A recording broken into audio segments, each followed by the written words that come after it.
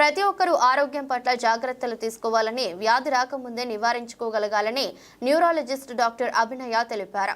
నెల్లూరు జిల్లా ఆత్మకూరు పట్టణంలోని శ్రీ వెంకటేశ్వర వైద్యశాలలో తలనొప్పికి సంబంధించిన అంశంపై అవగాహన సదస్సును ఏర్పాటు చేశారు.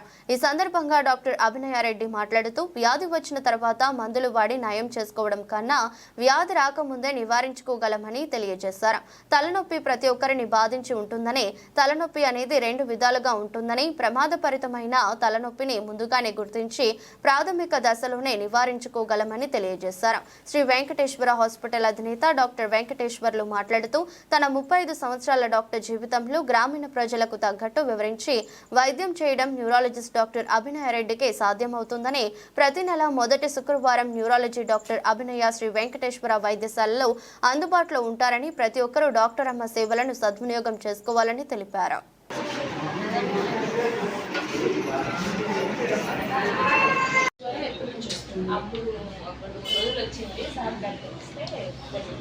భాగానికి ఈ భాగం చర్మానికి సప్లై చేసే ఒక నరం ఉంటుంది. అది ఇక్కడ నుంచి ఈ భాగం అందరికీ ఎప్పుడో ఒకసారి తలనొప్పి వచ్చే ఉంటుంది. తలనొప్పి అనేది బాగా ఎక్కువ విపరీతంగా వచ్చినప్పుడు మనం దానివల్ల ఎక్కువ బాధపడుతూ ఉంటాం. అంటే ఈ తలనొప్పి గల కారణాలు ఏంటి ముఖ్యంగా అని చూసుకుంటే మనం ప్రైమరీ హెడేక్, సెకండరీ హెడేక్ అని చెప్తాం అనమాట. ప్రైమరీ హెడేక్ అంటే మనకి తల స్కాన్ చేసిన రక్త టెన్షన్ టైప్ హెడేక్ ఇవి ఉంటాయి. సెకండరీ హెడేక్ అంటే మనకి ఏదైనా మెదడులో ఇన్ఫెక్షన్స్ రావడము, మెదడులో కణితలు అంటే గడ్డలు ఉండడము, లేదు రక్తం గడ్డగట్టడము, రక్తస్రావం అవ్వడము, ఇట్లాంటి కారణాల వల్ల వచ్చేవన్నీ సెకండరీ హెడేక్స్ అనమాట.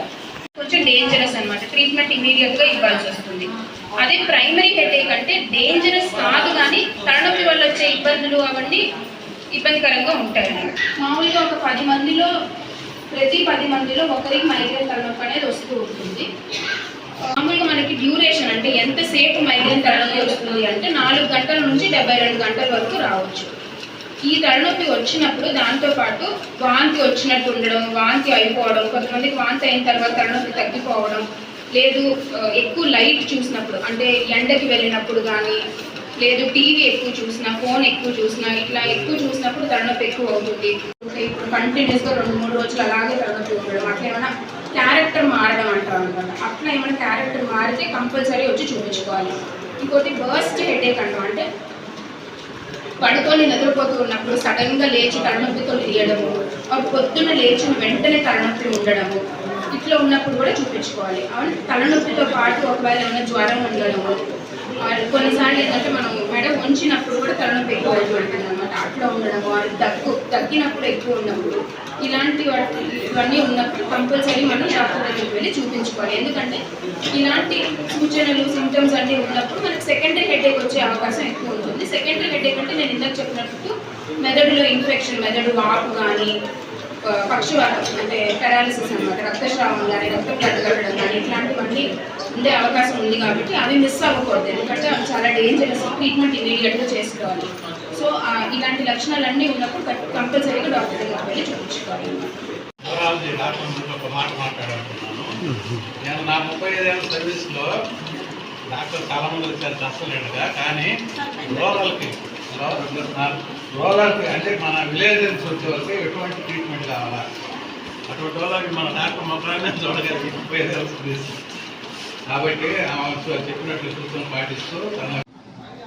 నమస్తే అండి, నేను డాక్టర్ అభినయ, కిమ్స్ హాస్పిటల్లో న్యూరాలజిస్ట్గా చేస్తూ ఉన్నాను.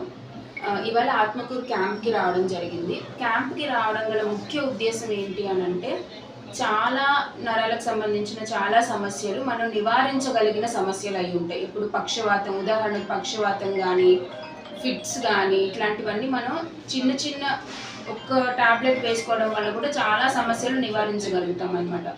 అలాంటివి అవేర్నెస్ కల్పించడమే మన ముఖ్య ఉద్దేశం. క్యాంప్కి రావడం గల ముఖ్య ఉద్దేశం అది. మెయిన్గా మనం నివారించగలగడం అంటే prevention is better than cure అంటాం అనమాట. ఒకసారి జబ్బు వచ్చేసిన తర్వాత ట్రీట్మెంట్ మనం ఎవరైనా ఇస్తారు, కానీ ఆ జబ్బు అనేది రాకుండా ఉండడానికి నివారించడమే మన యొక్క ముఖ్య ఉద్దేశం.